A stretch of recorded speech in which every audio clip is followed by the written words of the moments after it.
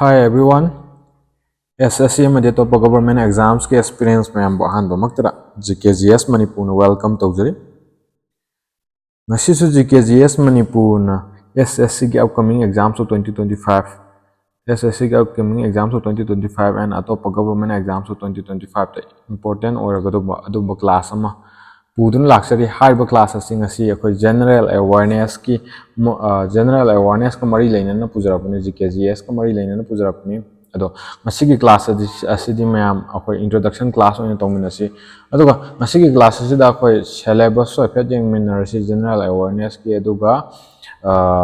akoi previous year da hangkiba question sing the based of mixed question hai tare do phet chawra ko ma yengminarasi adu mayam understand tongna ba kamaina karamba maongi question hangbano habudo ko aduga akoi soidana GKGS Manipur na tung tarakpada topic wise oina akoi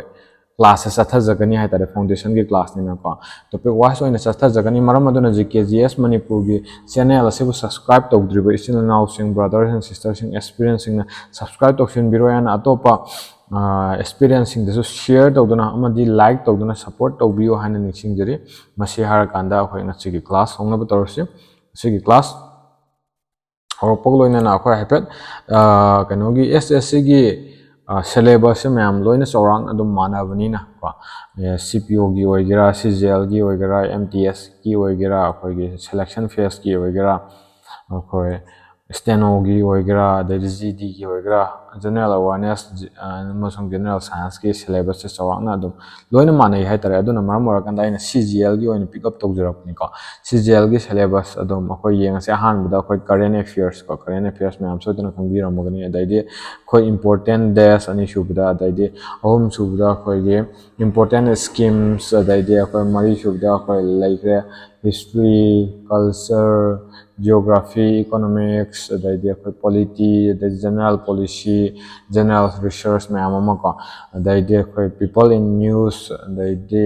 मखा the portfolio में हम कनाना कनागी कोई portfolio hold तौरी सी position जे कनाना pi d है ना को अदाइदे science ता कोई chemistry अदाइदे physics biology में हम biology की एकदम question से में हम हंग बसु में हम एकदम थेंग नरमनी ना था अदाइदे कोई books and authors का अदाइदे sports statistics जी के हाई वो topic सिंग सीधा based और कांदा कोई कनो ना SSC ना कनो की SSC की मागी coming exam sing the show dana koi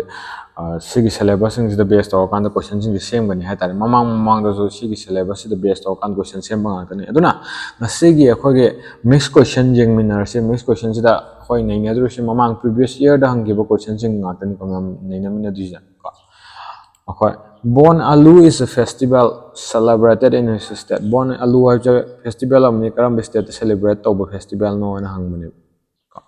Koi show in Kangbira money that is okay yang as option sing the option number A the Uttar Pradesh celebrated over or option number B the Maharashtra and option number C the Assam and option number D the Telangana ko me am so na festival ge ai gi mamang gi video yeng ba akoi gi keno sing gi experiencing the Kangbira money hai tare bon alu koi trick am nei gi do ko lai gi do bon sagi bon ko dai di alu alu kedoba si se kedoba koi chage hai taragadi thonga chage hai taragadi kedoba tel habdi thau darkar lai sigi tel sidagi khoi na kai la kadoba Telangana la kado nacha aduna sigi bon alu haiba festival se kedoba bon ko sagi bon saru natra dai alu sise thonga ga or sup thakke hai taragadi khoi thau darkar lai natra sup thakke di thau yaw do thonga chage di thau yaw ga thong din natra aduna tel se darkar lai ni Telangana aduna option number D is the correct option here ko Telangana ko sorry ma'am ko aduga masigi festival se kanada dedicated to festival no have matam de masigi bon alu have festival se it is dedicated to goddess mahakali ko goddess mahakali the dedicated to festival amne aduga Telangana ge khoi important oiba festival amasu lai hai tare maming na kai ko ba bata batukama maming na Batukama kawe ko sigi haiba important of festival sa koi ke dawa numit mapani sang celebrated over 9 days long festival amane ko aduga mark se ke dawa koi gi Navaratri hai tar Navaratri gi numit gi horakanda it ends on Durga Astami ko now starts on Navaratri ko Navaratri and ends on Durga Astami. Ma'am, so you understand the Viramani Kazaka, Atopa, Oko Telangana, Maru festival Mahai de besides Bon Alu, Karino, Batukama, Bon Alugi, Koi Paba, Gitrixio, Koi Nagre. And next question the Yangase. Koi SSC GD 2019 MTS 2021 ma'am सिगी question जे कोई question अमे एक तहार से का दुगी question दो CGL दो और CPU दा हंग्रेन खालो अतोपा कोई GD दा MTS दा हंगोय हनिंगाई लेते को जे यंग सी GD 2019 दा हंगे क्वेश्चन ने से अमु हंजिला कांद MTS 2021 दा हंगे सिनी कमे दो तारी यंग मिनर से which question number 2 the which soil is spread over the northern plains and river valleys and covers about 40% of the total area of India and Hayeko. So, yang asitu tadi karamba makal gi soil no itu yang minar si red soil la or black soil la or next apa gi alluvial soil and option number 4 the laterite soil. Si option sing jadi ki so itu nak kangwi ramai that is. The correct option is option number C, alluvial soil. Okay. Alluvial soil is spread over the northern plains and river valleys and covers about 40% of the total area of India. So with this next question, now continue to say, what does DAW mean? DAW 5 की अर्थ है करी no ना हंगे SSC CGL 2016 की question हमने इन में आमगी दमाग हज़ाई ने local अपनी का DAW 5 से करी नो है DAW 5 से land between two lakes चुरा lakes अनी की मार्ग तो लाइबल लम का और land between two rivers or land between two mountains or land between two seas का and here the correct option is that is option number B, land between two rivers to buko ni kaya kangnay dwarf far kangnay. Yan so you understand to Viramani ka land between two rivers to buko ni kaya kangnay dwarf far kangnay pa. And next question, question number 4, the continue to say question number 4. What is the famous folk dance of Rajasthan in which the dancer is seen moving like a snake? Koi folk dance ki video yeng kiba mamang da koi ningaza kram ni folk dance ki video ay horan description da su link so idan hapsarang ge ka do video yeng kiba koi gi still now sing experiencing ni so idan answer se khang biram ni ka karam ba folk dance of Rajasthan to da koi gi dancer do snake type ta move to buno hang ge ka yam famous oi ba do ba folk dance ni ka do ga UNESCO ki intangible cultural heritage of humanity do su san ka 2010 da adom ba folk dance amani ado options in yeng minar si Teratali Kalbelia, Katpuri, Kasigori, and option mari pire ko. And here the correct option is that is Kalbelia is the correct option ko. Kalbelia se akoi ge in hijack UNESCO ge intangible cultural heritage of humanity list so list 2010 da 2010 da san graba sorry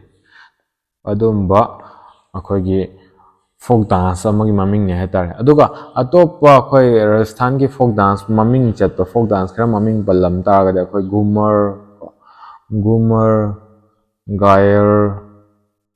Sari kain akhoi folk dance mayam lai ri ko se akhoi maming chatpa akhoi khara lokhala kanda hai tar sigi folk dancing je akhoi Rajasthan da belong to ba domba folk dance ngak tani ko mayam aduga thoidok hendong na maming lai ba hai tar di Kalbelia mayam ningsing birani na thajai with this question number 5 to continue to say our national anthem Jana Gana Mana has been adopted from which language karamba language to get adopted to pano na hangi ka so akhoi yang MTS 2019 question Hindi dagira Marathi dagira Assamese dagira Bangla dagira so hai basigi akhoi gi Jana Gana kano se manna hai ba kano se national anthem cha akhoi kanana ibano hai du su khangbi ramani ado kanana ibano hai bu mayam homa oina comment ta mo to mention to biram ka so aduga masigi hai ba sigi national anthem je hana kadai de sakkim no hai matam 1911 da koi Kolkata session of Congress ta hoi saki ko 1911 gi Kolkata session of Congress ta aduga haiba akhoi gi sigi national anthem se karam language gi adopted torokno ha matam Bangla ta gi adopted toropani ko so ma'am she to understand of Viramni khanjai with this next question the question number 6 to continue to say question number 6 the which type of citizenship is provided by the Constitution of India MTS 2019 gi karam makhal gi citizenship ko koi Constitution of India na provided to bana na hangi ko so yang as regional citizenship single citizenship dual citizenship and temporary citizenship ko yang as do tar da koi gi citizenship ki matang da koi Constitution of India the article se article 5 to 11 article 5 to 11 ta koi citizenship ki matang da naina ri ko ma aduga haiba se koi kedo Constitution gi part number 2 gi sharuk ama oidene part number 2 gi citizenship article 5 to 11 phok to naina ri aduga part 2 gi sharuk ama oini aduga haiba koi Constitution of India na koi Indian citizenship ta single citizenship khatane ba piris aduna option number B is the correct option ka with this ma'am question number 6 to understand our magne and thazai and yengminarasi next question the question number 7 the which of the following was a port city of the Indus Valley civilization? Indus Valley civilization की port city हर काम city बो को खंगना बनो हन हंगे को so young अमरी कलिबंगन लोथल मोहेंजोदारो को आई so Indus Valley civilization की video so हाना पूरा कांड लाक्सा क्रम या दो तुम दस अमुक आई पूजरा के को कोई experience की दमक ते खल्ला कांड को अदो हिदा कोई काम city of Indus Valley civilization बो कोई ना करी हर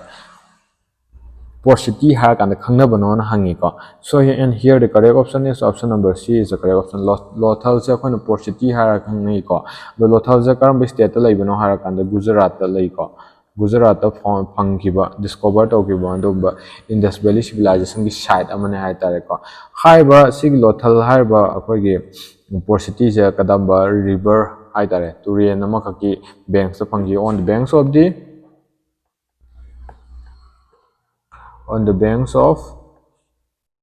the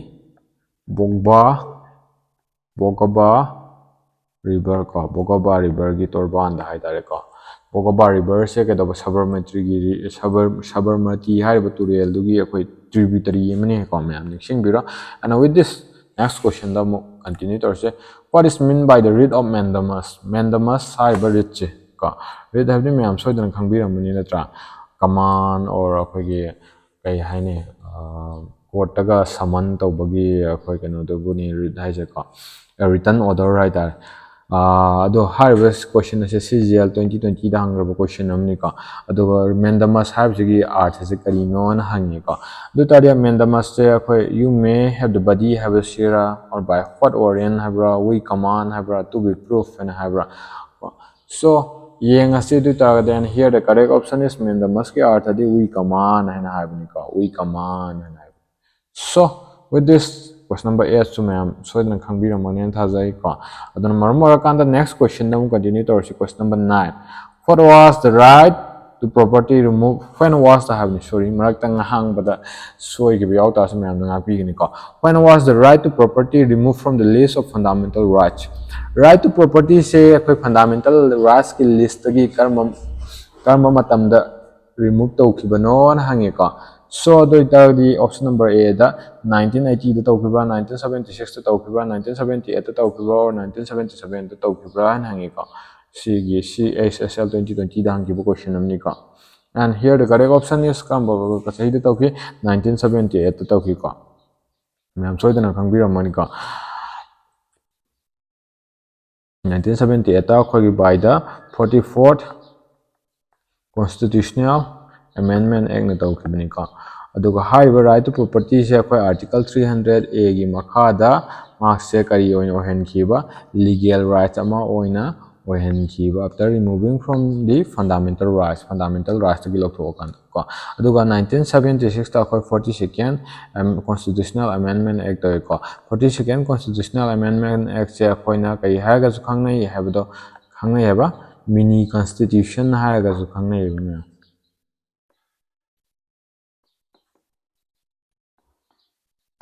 so sisu adum toina hangbo question ni ko 42nd karamba constitution bu mini constitution har kan khangnai hana hang ta gadi karamba constitutional amendment act bu ko 42nd constitutional amendment act ko kan mini constitution har kan khangnai hana hang khongbani kom with this question number 9 sisu khangam magani na thajai and with this question number 10 dom continue to see which was the first European nation to establish trade relation with India through the sea ko so idana city yam sam chamba question ni ko khangbiramani thajai Britain la Portugal la France la Netherlands la ko akhoi that is option number B Portugal ni ko Portugal gi akhoi ihana ne okhilakhiba akhoi gi nupa duna kana kaweba Vasco da Gama kaweba ko karamba sahi da akhoi India da thongkiba 1498 ta thongkiba ko so this understand to biramone thajai ko yangasi question number 11 da mo question number 11 the economic model followed in the first 5-year plan 5-year plan si yam maru ko 5-year plan gi video yeng dubasen akhoi every SSC GD gi gatagadi 5-year plan si yam toina hangan mani ko ado atopa adom SSC CGL adai atopa CPU da so 5-year plans ki question che amma natraga ni amma di dum yogal lai tare ko aduna 5-year plan gi video yeng debashing ai description da link hapchang ge or matung tara ko da amuk nau semjar ki ge hai tare ko video ado yengning basing adum description da link hapchang ge do da sanga kan yeng biro or ai YouTube ki playlist ta ai playlist sem kan da thamamni akhoi ge karamba section da yom dino de ai kaw economics ki section da yom do male ka 5-year plans aduda sanga kan da yeng biro ka aduna 5-year plans karamba first 5-year plans karamba economic model follow to bono na nge ka si hand option ji yengse aggregate production function model follow to the basic growth model or Harrod-Domar model follow to the neoclassical growth model follow to na akhoi hange ka and here the correct option is that is option number C Harrod-Domar model follow to ka and haiba akhoi ki first 5-year plan gi motto hai tare motto se kari no ha matam da si jodum toin hangi ka development of agriculture se akhoi first 5-year plan gi motto ne so you understand to Biramani with this question number 12 to continue to say who gave the slogan Jai Jawan, Jai Kishan and Jai Vigyan. Hi ba sigi Jai Jawan, Jai Kishan, Jai Vigyan. Hi ba sigi slogan je kanana Lauramba kanana piram the slogan no hangi option number A Manmohan Singh or option number B Narendra Modi and option number C Narasimha Rao and option number D Atal Bihari Vajpayee ka yengase du tar Narendra Modi simdi natre ko option number cancel to option home katal ngai hore du tar here the correct option is option number D Atal Bihari Vajpayee na haram badum slogan amni ko Jai Jawan, Jai Kishan and Jai Vigyan and question number 13 damu continue to SSC CPO 2016 question nama laukhat chare mayam gi damakta so experiencing gi damakta which of the following were not added to the preamble of the constitution by the 42nd amendment ko 42nd amendment na karam babu ko haide hida option mari the pise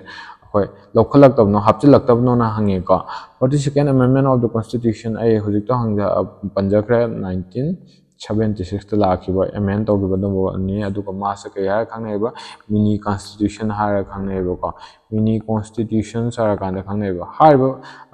42nd amendment in akhoi kaino ba preamble of the Indian constitution to hai ong kha tilak edu di kari no ha mutan socialist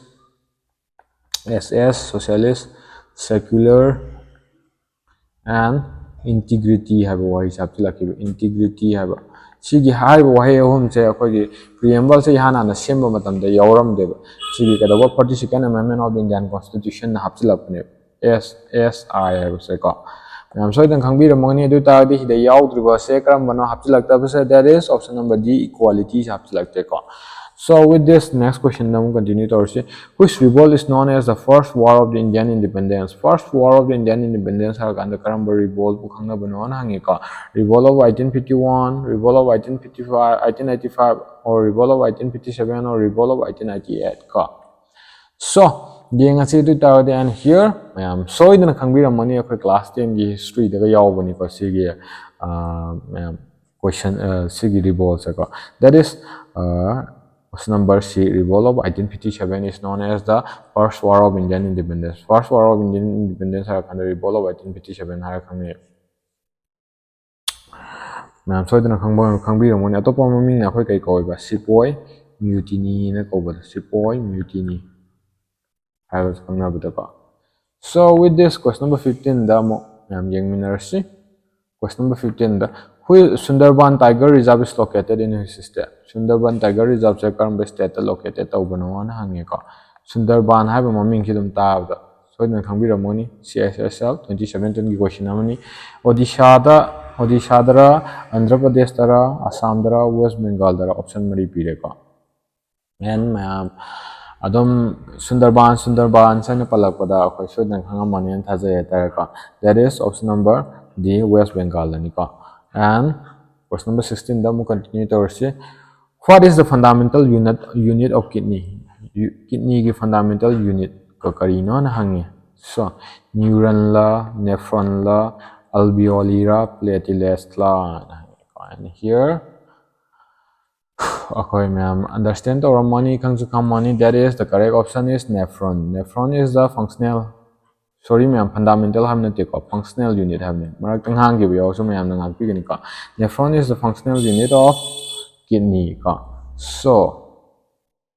then the next question then we continue to see question number 17 the which vitamin is produced in the human body when exposed to sunlight yamna live question nam lai ko akoi gi sunlight exposed to matam da karam vitamin produced to no na hangi ko so vitamin A produced over vitamin B produced over vitamin C produced over vitamin D produced over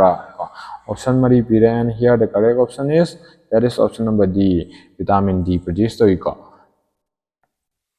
with this question number 18 the continue to see the main collection of Vedic hymns is called maru main collection of Vedic hymns to akoi kari ko bano na hangi ko doitadi akoi kai koi pat cobra sutra cobra mukh cobra samhita cobra in option mari pire and here option singja guess to biro and here the correct option is option number D samhita koi ko samhita is the main collection of Vedic hymns ko and question number 19 daung yang se who was the last Sunga ruler cause SSC GD 2019 ki question ni ko pagi last Sunga ruler ko Sunga dynasty ki aroi ruler do karamba ruler do karano nangi ko nano nangi akoi Devabuti ra Bagbhadra ra Agnimitra ra Vajramitra ra and option mari pire and ma'am option sindagi ma'am option guess to biro and here the correct option is Devabuti option number A is the correct option Devabuti is the last Sunga ruler ko and with this question number 20 ko asigi oina aroi bo question hai tare ma'am mathang dagi de khoi topic wise cha thaduni ko and hojiki yoksang manung oi baga ko yam phajana kana tok do hai tare yoksang di sports ke to ba mi ma'am adai ma'am so dum khangbi ramani ko so the first Muslim dynasty to rule over India was khoi ihan han Muslim dynasty khoi India da rule to gi ihan han Muslim dynasty to kam ba dynasty non hangi Lodi dynasty ra Khilji dynasty ra Slave dynasty ra or Tughlaq dynasty ra and hangi ko and here the correct option is that is slave dynasty is in option number C the first Muslim dynasty to rule over India was slave dynasty ko slave dynasty se kanana founded to kino haido ma'am gi homa all biro ko so with this akoi ngasigi oina ko ngasigi video class ase introduction class ase loision jare ngasigi introduction class je in mix question pura ko gi hana previous year da hangrab ngakni ko sigi mix question jai phat ma'am do sora ko idea ma pi na gi dum to pujarak ni ko aduga ma'am na PDF amasung important updates amasung daily quiz ki damak ta igi telegram channel da join tokshin biro aduga ma'am na igi channel sidagi and igi video sidagi kana ba khajik tang oisu phange na khanbi ta ga de ko ai like share subscribe to ko bi gano aduga akoi WhatsApp privacy now singis damak ta su WhatsApp channel WhatsApp group hang dok tuna thamjare ko na ma'am ai channel su support to bi soidan ko bi gano amukas ningsing jari masi har kanda asigi classes lo sinjare ma'am ba mo hana su thagat jari